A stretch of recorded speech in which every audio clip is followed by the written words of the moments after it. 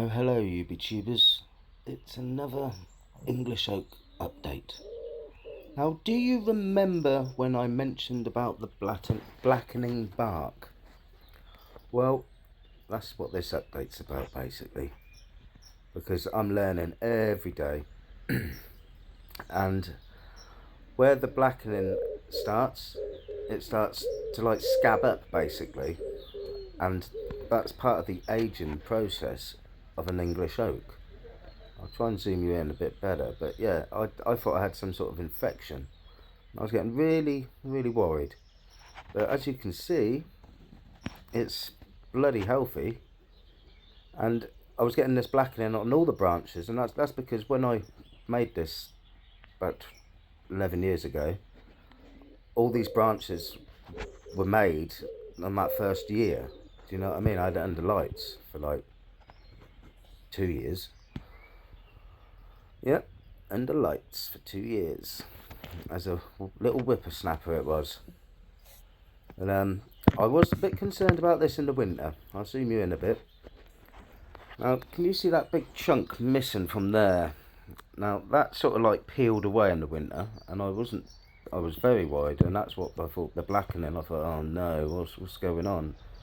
And a fellow YouTuber said that oaks do suffer from an infection that kills them, basically, and it's been happening in Wiltshire as well with big trees, big oaks, unfortunately, and that's what I thought this might have.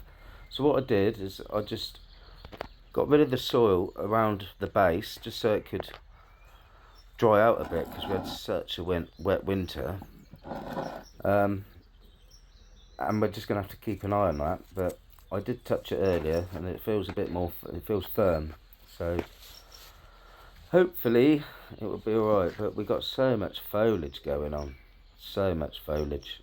It's good. It's like out of all these big leaves, we've got a nice little leaf on the top there. Do I get rid of all them? I'm just going to let it grow. See, I was just thinking, do I just snip it from there? Because this is the top of the tree, and I don't want it getting any higher, basically, than that. I didn't really want that branch getting as high, but I was learning. So yeah, I think we'll leave it. We'll let it do its thing this year, and then we'll cut that back. Cut it right back. Now I wanted to show you this branch. Now it got snapped off, the tip did, unfortunately. I'll try and zoom in a bit closer. So that got snapped off. And then we got this other one coming in at a bloody 90-degree angle. I don't really like that. Wires, I don't even know if wires can help with that. So what do I do? Do I get rid of that whole branch? Do I need that branch? So that is one of the branches that I wired up because I was a novice. I still am a novice, but I didn't know it didn't have a top. But it's creating the top now, isn't it? Really. But yeah. So now I'm in an hour in thinking, do I get rid of that whole branch? I won't be doing it today because it is May and I don't want to stress this tree out. I want it to just grow and do its thing. And there was another branch somewhere. We'll come to that a bit later. But yeah, she's looking healthy. She is looking healthy. I was a bit concerned because, alright, oaks are more later to leaf out than other species of trees, but still, I was worried because I've got a lovely oak outside our yard at work, and that was starting to leaf up, and this hadn't by that point, and that did worry me. So I stuck it in the greenhouse, and it loved it. But yeah, that is.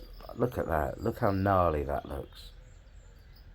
It's about 12 years old. It must have been about a year. Well, it takes a year from acorn in the ground just to shoot out, so it's got to be 2 years before I even plucked it out of the ground. It could have even been 3 years because it just had the trunk just had that shape that made me think, I want you. look at all that black. But that is natural, that's natural, not to be worried. But this branch doesn't look too healthy. We have got some nodes protruding at the bottom there, but I think it's dying from the top down. So that may be a branch that I will get rid of after this video, because I haven't got any secateurs with me. And to be fair, you don't want a branch coming out of there when you've got this one there. So I'm not going to wire that. No, I think we're going to get rid of that branch, that whole complete branch. I don't want it so close to that trunk either, so yeah, that doesn't look right. So I'm going to get rid of that next time I've got secateurs and I'm in the garden. Now, I did see somewhere else on this tree there was a couple of branches that were struggling. I'll just try and find them and show you. Basically the same as that last one. See, they're a bit yellow, aren't they? Oh, but there is a shoot coming out at the bottom of that. I don't think there's anything on that top one. But I think I might just cut that and have that as my new leader for that branch. Well, that section. I think that's what we will do. And I think I'll do that after this video as well, that bit.